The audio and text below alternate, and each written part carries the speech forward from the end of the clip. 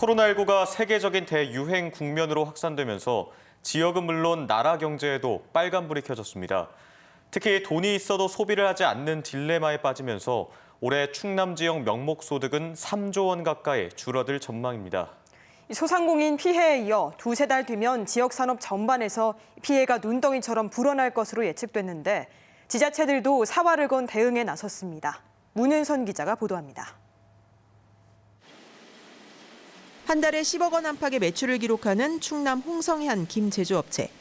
코로나19가 터진 지난 1, 2월 매출은 사실상 제로에 가까웠습니다. 특히 수출 물량의 40%를 차지하는 중국 수출이 막히면서 타격이 컸는데 유럽에 이어 미국까지 코로나19가 확산하면서 이제는 전망조차 무의미해졌습니다. 물량이 줄거나 하면은 인건비도 문제가 될 거고요. 원료 수급 문제가 지금 자꾸 차질이 생기고 수출하는데 수출하고서도 대금 회수 문제. 실제 1월 말 기준 충남 지역 제조업 생산은 급격한 감소세로 전환됐고 소상공인이 느끼는 체감 경기 악화는 81.2%로 2015년 메르스 사태 때보다 10%포인트 가까이 높았습니다.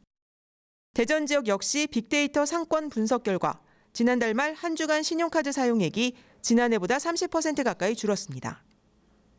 충남 경제 동향 분석센터는 충남 지역 내 총생산, 즉 GRDP 성장률이 2.5% 감소하면 명목소득은 2018년 대비 2조 9,400억 원, 개인소득은 46만 2천 원 줄 것으로 전망했습니다.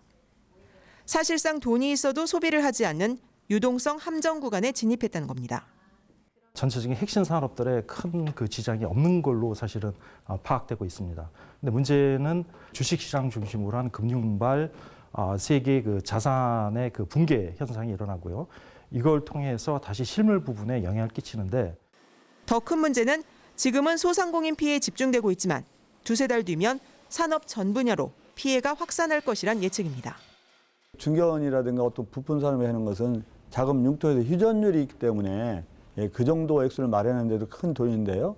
경우에 따라서 우리가 기체를 통해서라도 해야 된다는 것이 충청남도의 강한 의지다. 그런 말씀 드리겠습니다. 자치단체도 사활을 건 지역 경제 살리기에 나섰습니다. 충남도가 소상공인과 비정규직 근로자 등에게 가구당 100만 원씩 1,500억 원의 긴급 생활 안정자금을 지원하는 데 이어 대전시도 저소득층과 코로나 피해 계층에 가구당 최대 63만 원에 이른바 희망홀씨 긴급 재난 생계지원금을 차등 지급하기로 했습니다. 이번 코로나19 확진자 이동 경로에 포함돼 피해를 본 점포에게 점포당 최고 300만 원씩 특수 형태 근로자, 프리랜서에게 각각 월 최대 50만 원씩 2개월간 지원해서 대전시는 또 비상경제대책본부를 운영하고 40개 과제에 4,662억 원을 지원하기로 하는 등 총력 대응에 나섰습니다.